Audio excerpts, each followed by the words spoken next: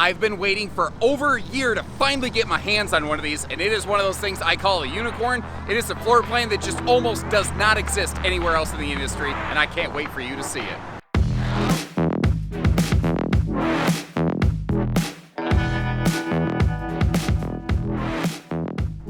Welcome to Vicious RV, everybody. We're in Coldwater, Michigan today. My name is Josh the RV Nerd, and this is the Catalina 343BHTS, which is a mouthful, by the way. And if you say that 4 times in the mirror, I think you summon some kind of demon in a Latin language. I don't know, regardless.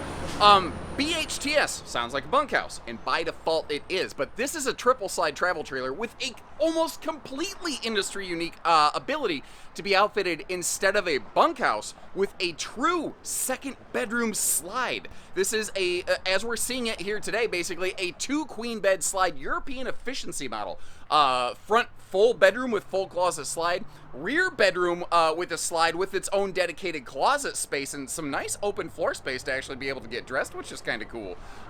It has a big living room super slide, and what's really cool, this is super park friendly because it has absolutely no slides over on the door side. So if you want to build a deck up next to this thing, or if you just want to maintain 100% full use of your patio space, this is the one right here. Now, despite its size, I'm going to say it only weighs about 8,500 pounds. Now, because of that and the length of this, I absolutely do not feel this is half-ton towable.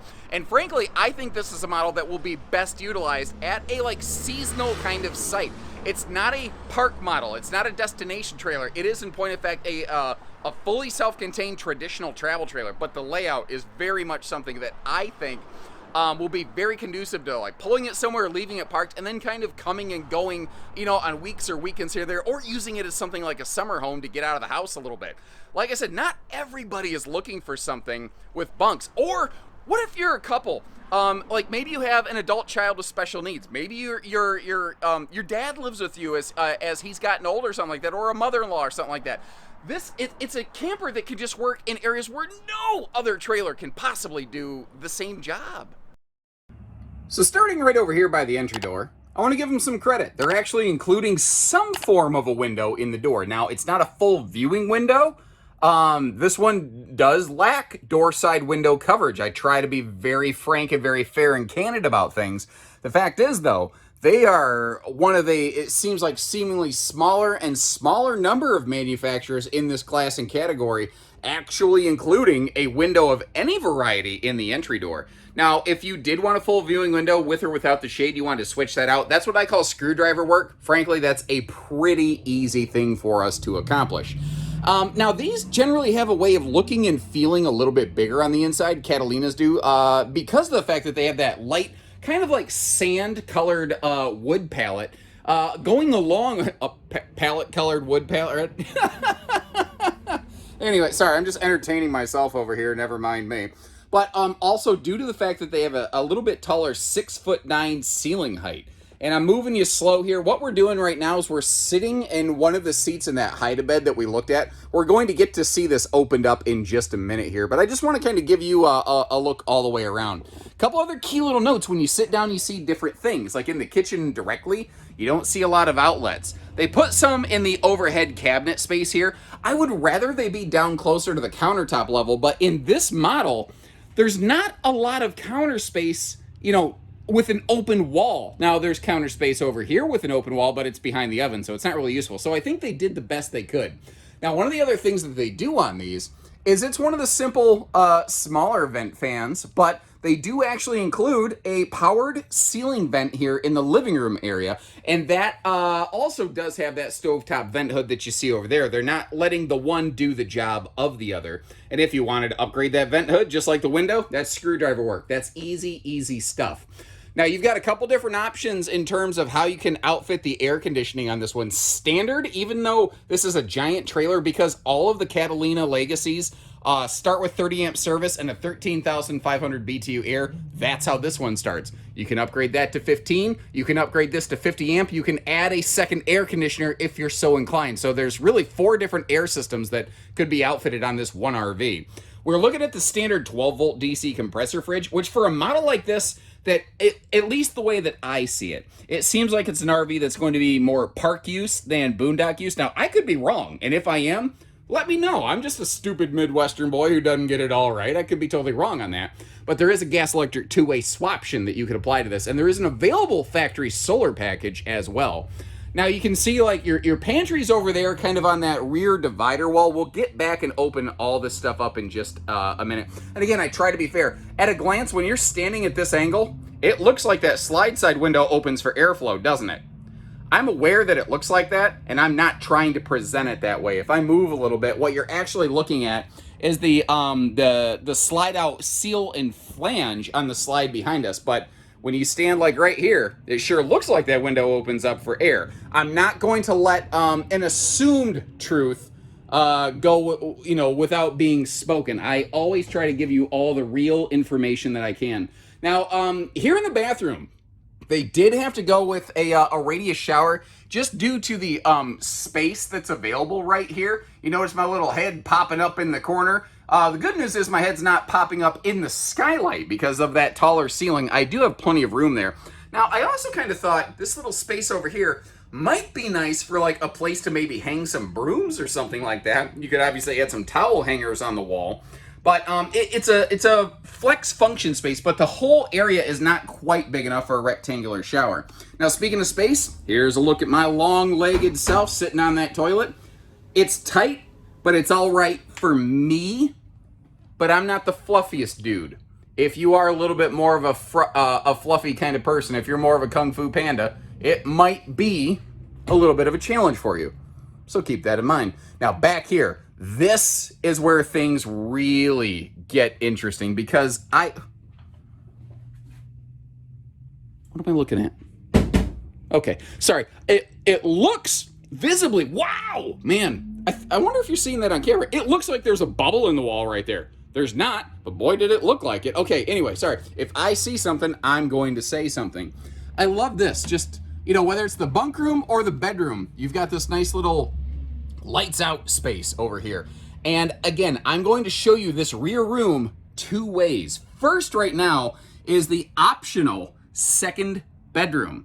Now, both beds are camp queens, but you will see that both beds have more than enough room since they're in an east-west slide to be outfitted with a true queen. So you have a couple different ways you can do this. Now, I want to get you right in here in the room and look at how much space is around either side of that bed. So if you do want, you could build out a more exaggerated side stand. If you wanted to, you could shift the bed over to one side or the other and create a big side stand on one side or the other. There's USB plugs right in the slide box, which in a stick and tin camper is exceptionally uncommon. You've got a little bit of storage overhead there just to kind of fill up the space. And thankfully, they got a padded headboard for a big clumsy goofball like me. So, there's room here if you wanted to upgrade to a larger mattress, or maybe you could pull that out. You could easily turn this into an office as well. What else do we got here? You know what else we have? Let's take a look at the storage in this rear room. So, popping everything open right here, you can see under the bed, it's wide open. Now, you may have noticed, and again, I'm not trying to hide anything, this bed does not have easy lift gas struts. I used the jack crank to literally just wedge in there and hold the bed deck up. It works fine enough. But again, if the number one thing you need on this RV, if you're like, dude, I need a way to lift that bed easy, give us a call. That's easy stuff. Now, I got a question for you. If you look at this, because remember, normally that up there is a bunk. Down here is a camp kitchen. It feels like they missed an opportunity to put a big giant storage closet dresser, something right there. Does it feel like they could have done a little bit more? At least that's my 2 cents. But at the same time, is it useful that they left the space open? And what would you do with it given the opportunity? That's something I'm really kind of curious about. But like I said, you can get this RV two ways, and here's a look at the other. But once again, remember, you can get this floor plan built two different ways.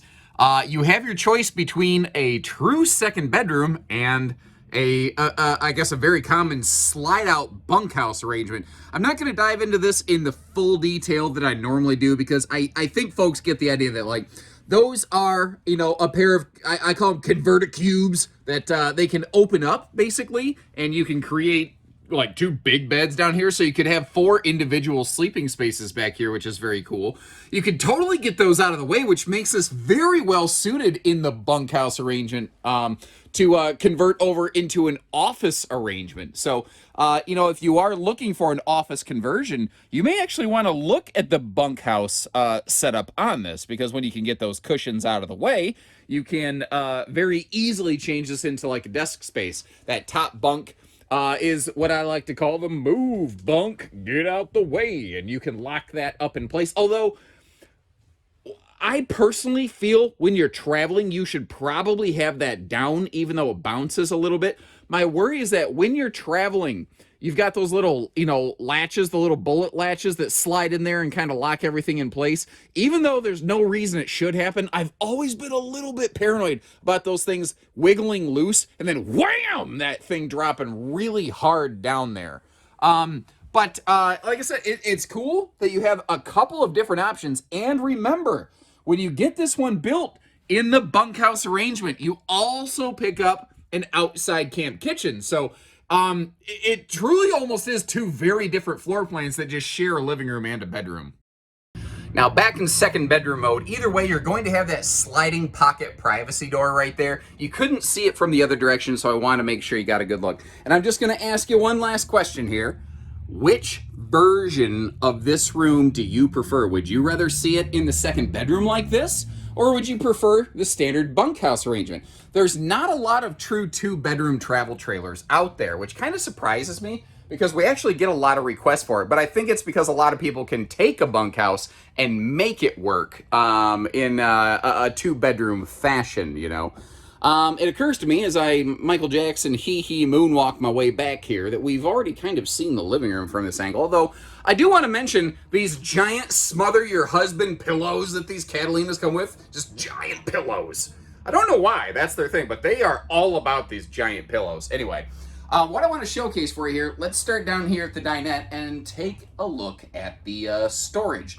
Opening that up, both benches have storage. The booth can obviously fold down into a sleeper. Again, we've got that pantry on the divider wall across from the bathroom.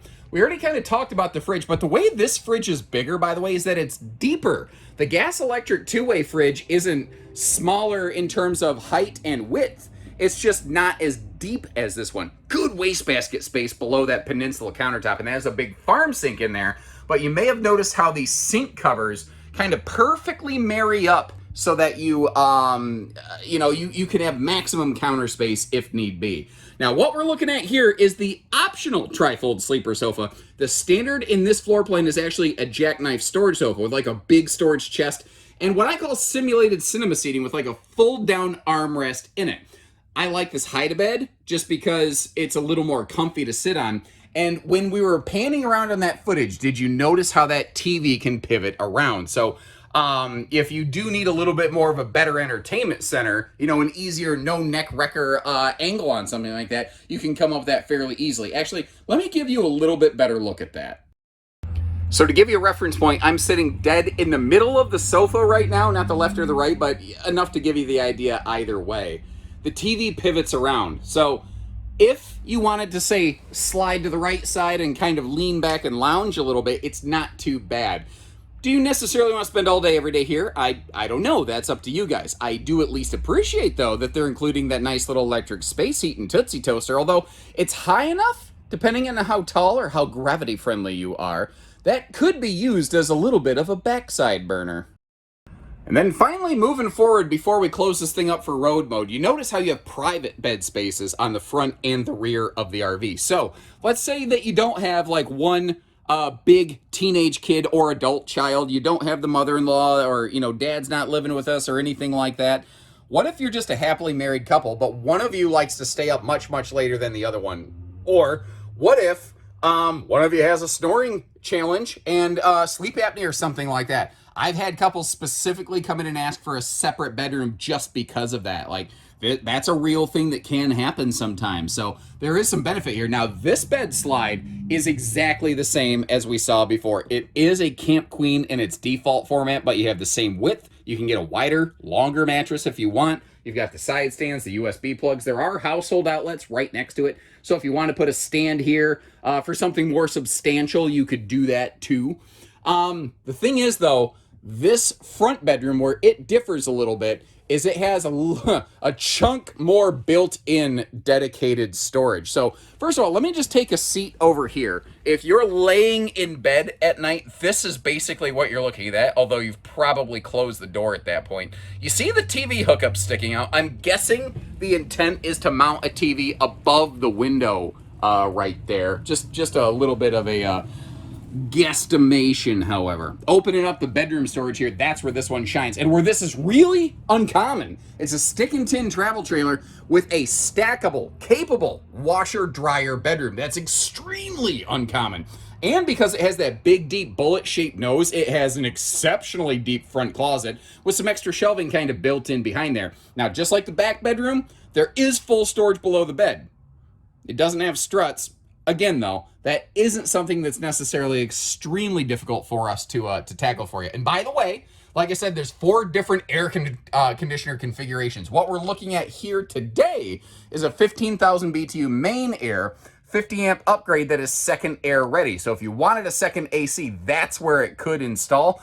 And keep in mind, we might have one in stock with a second air. Or if you're looking at like this exact specific camper, we can always slap a second one in for you. There's a lot of things we could do. You let us know and we can get you all one quote, put it all together, and let you say yes or no. All right, we're gonna have to do road mode kind of in stages, but I discovered something I didn't know when I first walked through this rear room. And again, I'm not going to let something be untold and be a lie by omission.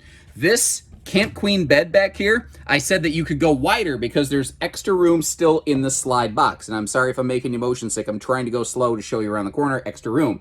But you notice how the mattress comes right up next to the slide. And if I stick the camera in here a little bit, the mattress comes right up to the base of that dresser storage right there. So if you go with a wider or a longer mattress, you're gonna have to keep in mind that it might get a little bit interesting. It might get a little bit dicey when it comes to accessing that, actually closing that slide. You're going to have to kind of take that into account. But if you're going to take this somewhere and leave it set up and just leave that open, I think I could go with a bigger bed and then basically just stuff it in there diagonally kitty wampus when it was time to close the slide. Just leave yourself, like, put a note up here, fix bed when closing slide, so that you don't end up breaking stuff. As far as the rest of the RV goes in road mode, well, that obviously gets a lot tighter. The thing is, again, I don't personally think this is a model that's really going to be used on the road a lot.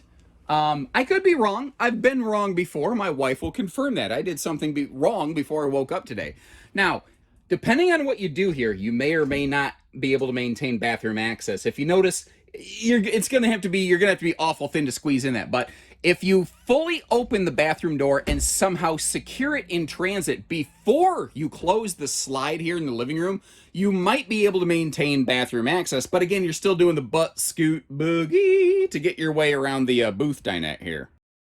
But now flipping around from the other direction, obviously by virtue of the fact that I've done it now live on camera, now a second time, you can scoot your way around that kitchen peninsula. You can get your way up here into the bedroom. And with the Camp Queen bed, it does look like you still have room to put an extended True Queen in there. It will likely squish pretty solidly against the face of that dresser, but squishing a mattress a little bit, not too big of a deal, I think. That being said, I don't know, maybe that doesn't work for you. I'm not saying it's right. I'm not saying it's wrong. I'm just trying to show you what it is and what it is not before you go spending a lot of money so you know what you're getting. All right, so apologies, by the way. We are right up next to the road, and this thing is massive. I don't have the room to do, like, my full 360 walk around it, and I'm literally right up next to a Wildwood destination trailer right now. And let's talk about that. This is not technically a destination travel trailer, or what people commonly refer to as a park model. It is, in technicality, a traditional fully self-contained travel trailer. It's just obviously a big giant one. Now that being said, I do suspect this will be best utilized at something like a permanent and or seasonal site. And if you have interest in using it like that, but you're like, man, I don't have a vehicle that can tow around a trailer this size, we'll just have it delivered for you. Give our team a call, we can make that happen. And when it's there, ooh, the front of this thing gives you some good looks. Now, again, we're right next to the highway. We're going to get some road noise today. Normally I try to stay away from that, but she's a little bit parked in. I don't exactly have that opportunity. Now, we have 3 big deep slides, so let's talk about these. All of the slides are triple sealed, where you're going to have double wiper seals with this rough texture slide wall to really grab those suckers, and then a third point, a bulb seal in or out. Additionally, these are all rack and pinion slides, which are very good at handling big, heavyweight slides like this, and they're also very good at handling slide outs that are left open for a very long time. Down below, you'll also see front to back, back to front, side to side. It is a fully enclosed belly, just to help give you that little bit of extra seasonal protection.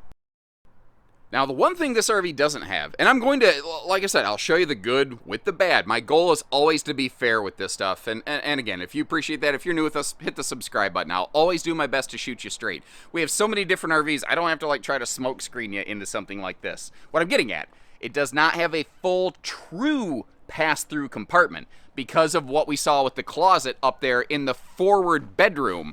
However, it does at least have, I think, a pretty decent outside storage space right there. Now, like I said, I want to give you fair information. A lot of manufacturers do this thing where they nitro fill the tires. You never hear me talk about it, though. I'm not personally a big believer in it. I've never really seen where it does anything significant for you. And on a similar note, you might look up front here and you see that sewer outlet, and then you see this one back here, and you're like, oh man, it's got 2 sewer outlets. Well, it does and it doesn't, and here's what that means. So yes, this RV has 2 hookups, but it only has 1 sewer outlet. And right now you're going, what? So the rear hookup that we saw, that is where the kitchen and bathroom, gray and black water, all comes out. All of the holding tanks drain out of one spot. So what's the other hookup up front?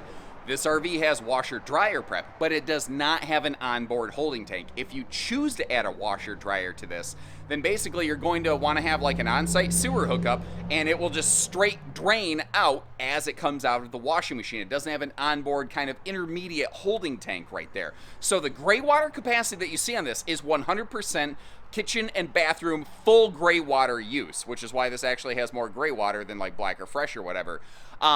So you're not wasting a holding tank if you don't use the washer dryer, which is very common in the RV industry. Now, as long as I'm standing here, back between the living room and rear bedroom slides, you've got this neat little kind of pocket right here. You've got your black tank flush. You've also got a hot, cold outside utility shower. But I like how Catalina includes that little mounting cleat up here. And my thought is if you get like one of those little extension tension twisty rods, you could put a little curtain up right here, and I think you could actually have a decent little outdoor cowboy shower if need be, although having all this directly above our sewer hookups, and this is where the black and the gray tanks are located. Notice that you don't have to duck under a slide to get to it.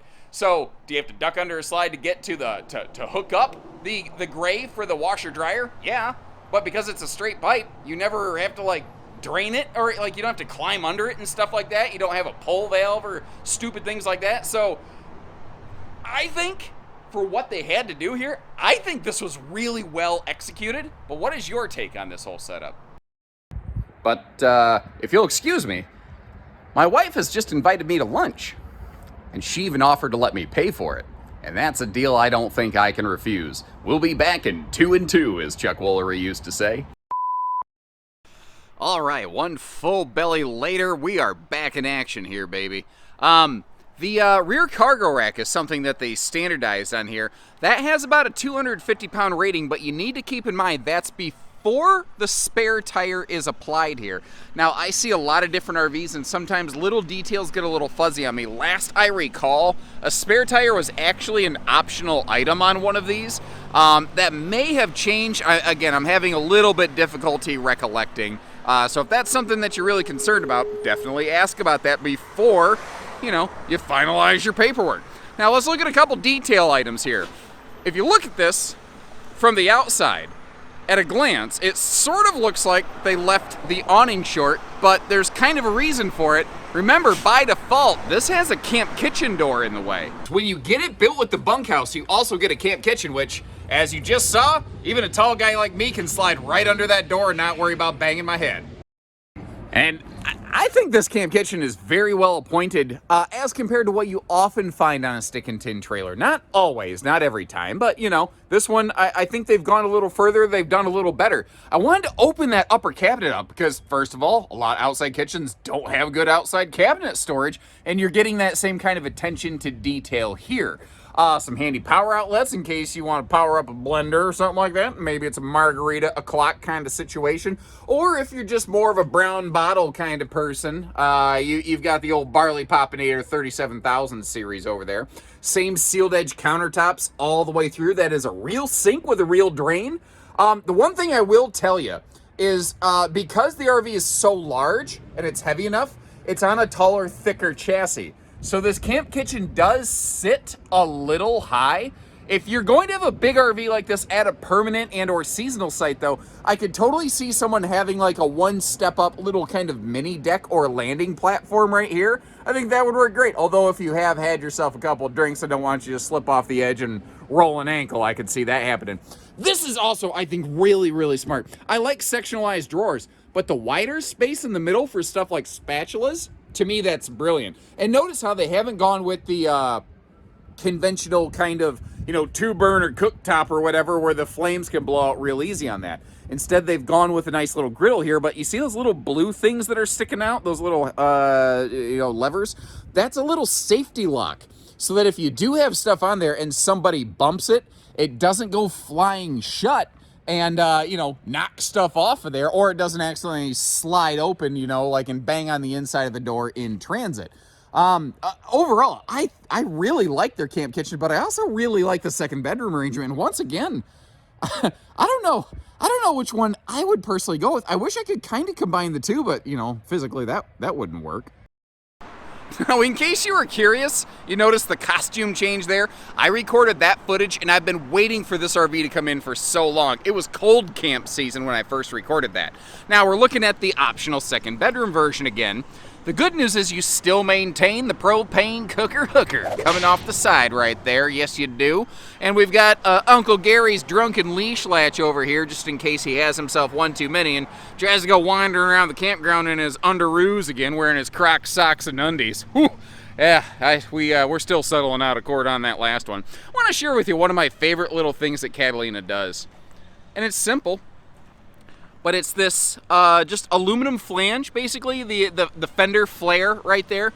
It's a metallic material, not a plastic like most brands use. It's going to be much, much harder for that to fail. Now, again, when I back up here, at a glance, it kind of looks like you got shorted on your awning space, but it's because this thing is just so stupidly long.